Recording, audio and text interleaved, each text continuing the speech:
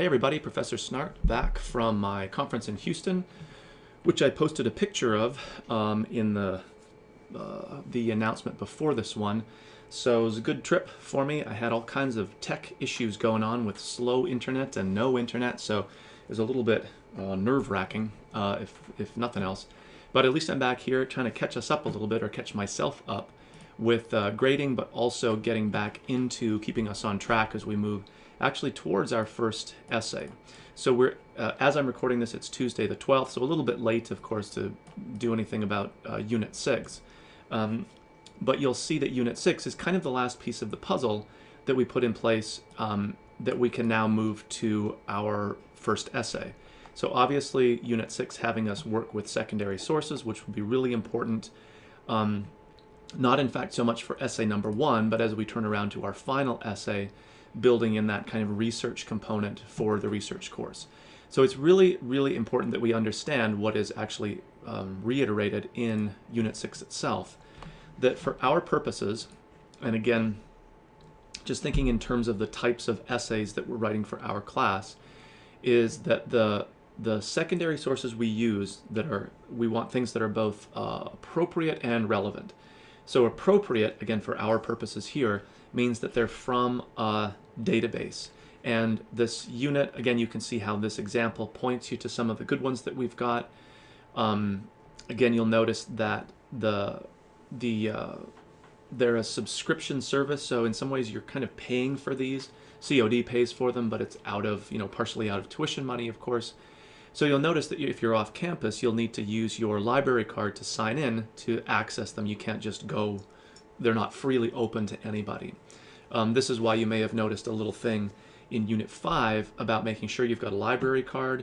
It's not just because I think you should have a library card, it's specifically so that we can work with these databases if you're off campus, which of course many people are, especially for an online course. So that's the appropriate part. The appropriate part means the materials we use for secondary sources are from the COD databases. Theoretically, you could use other school databases if you happen to be a student at another school as well, but it's easiest just to focus on the ones provided through COD. There's ones focused especially on literature. Ooh, there, I sort of de-highlighted that one. And they're kind of packaged in a way that they're immediately usable for our purposes. They're not super long 30-page articles you've got to wade through. It's the kind of material we're looking for to write about literature. So like, what are the themes, who are the characters? Sometimes you even get a plot overview just to make sure you're clear on what happens in a story. So again, they're geared for exactly the kind of writing that we're doing. So that's the appropriate part. The relevant part is that, yes, they're from a database, but they're also direct discussions of the primary text that you're talking about. So remember that the primary text might be the short story, like Alice Munro's Boys and Girls. A secondary source would be an article about that story, but it's going to be a discussion of the story. So you don't want to go into like a psychology database or use your, like this is the point I make here, your psych textbook and talk about child development. It's sort of tangentially related as an idea that happens in that story, but the source you're finding is not a direct discussion of that primary source. So it's really, really important. This is another one of those kind of high-stakes things that you just have to show me you understand. So if you use a non-database source, something just from the web, that's a big no-no. If it's not a direct discussion of the primary text, again, it just shows me that you clearly haven't listened to this or internalized it and understood it. So it's kind of a high-stakes thing. Done wrong, it has a serious negative impact on your grade. That's the negative way of saying it. The positive way is that it's pretty simple to do right. I mean, I'm laying it out pretty clearly, I hope, here. And doing it right is doing a major thing that you have to do right in your essays correctly. So I see that, and that really has that positive impact on your grade.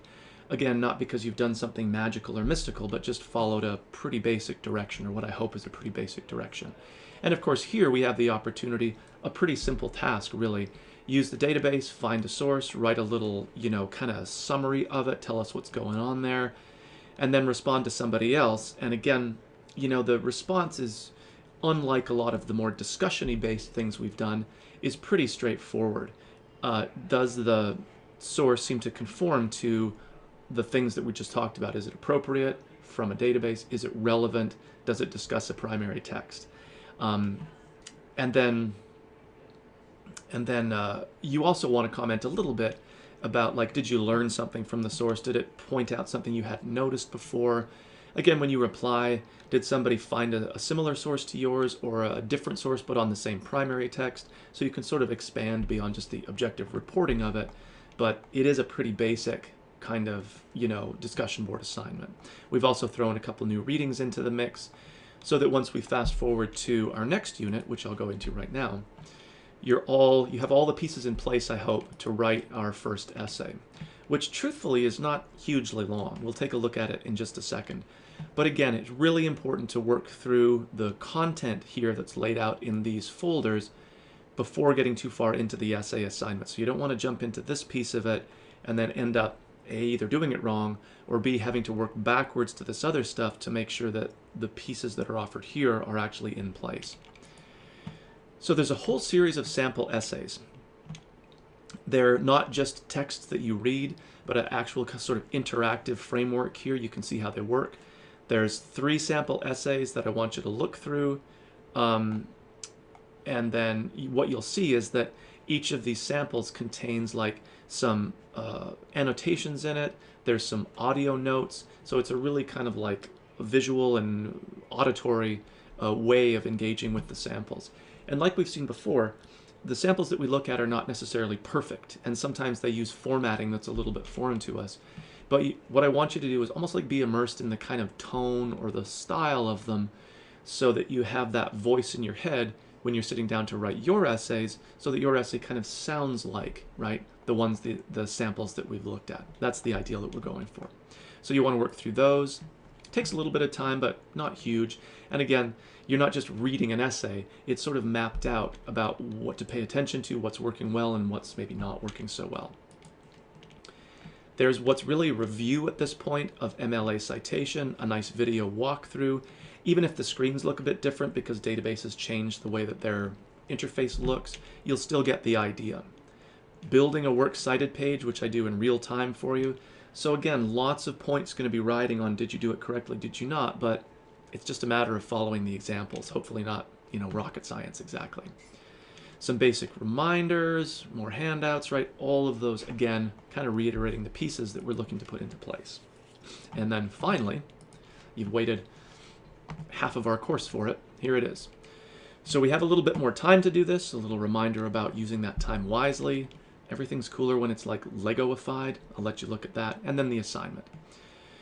So there's a lot of text here, right, that's really reiterating a lot of what I was just talking about. So I'm not going to go through all of it. But all you're doing is writing, of course, an essay based on one of these prompts. There's 3 options to choose from. You'll notice that they sort of overlap, but whatever you choose, try to focus on that particular keyword. So is it going to be stereotypes? Is it going to be setting? Is it going to be change, right? Don't waffle between a whole bunch of them throughout an essay, but try to focus on just one. We're looking at 3 to 4 pages, which is truthfully just not that long. Once you develop a good thesis, topic sentences, examples from the text itself, explanations, right, of how that example connecting it back to the idea, transition to the next idea, it's very, very short. That doesn't include the works cited page, so it's 3 to 4 text pages, and again, double spaced. Responding to one of the prompts, not all of them. I've seen that happen sometimes. Okay, incorporating one secondary source, right, which again may in fact be the one that you found for Unit 6. So again, you're seeing hopefully how the units feed into each other. Of course, you're writing a literary analysis essay like the samples that we'll look at in the unit here, like samples we've looked at before. One note that I'll highlight, I caution against flight patterns. It's a really great story and it clearly fits with any of these themes that you might choose. But for some reason, it's really hard to find a good secondary source that just focuses on that particular short story. Every semester I teach this course, I hope that'll change, like someone will just write a basic, decent article on the story, but it doesn't happen, or it hasn't happened yet that I know of. Maybe I'm wrong, finally. But you sort of want to steer away from that one. Again, not because it's a bad story, it just presents some basic like research challenges, which is not what you want to be worrying about at this point. Okay, so of course MLA citation is really important, building that works cited is really important. reminders about how to format the entries or what models, examples you'll be looking at. This is like the time. This is the big assessment now. Can you put the pieces together from the various units we've done? The shape of an essay, building a good thesis statement, topic sentences. Is there evidence of a writing process that you've used, or does it look like you've just sort of cobbled it together the night before, which is going to be obvious to you and to me. It's not really a secret anymore. It's really hard to get away with that kind of an approach. So a lot of stuff is riding on what's kind of minutia, like the MLA citation, the works cited, doing the research correctly, but we're in the research course, the sort of end of the 1101, 1102 sequence. So it's really important to be getting that stuff correct. And like I've said a number of times now, it's really, I don't want to say easy, but it is just a matter of following the models that are provided or linked in our course in multiple places, whether it's, earlier in the unit, in the MLA citation area that you can review here. So lots of ways to be successful when it comes to citation, works cited, sort of like the research component to our course. Okay, so I will certainly check in a little bit more often now that I'm back in town and have good internet again. And clearly, maybe more than ever, as we get into the writing of our first essay, a lot of points riding on it. So if you're a little unsure, if you have a couple of questions or maybe a couple of options you're thinking about, by all means, feel free to be in touch with me, and I'll talk with everybody soon.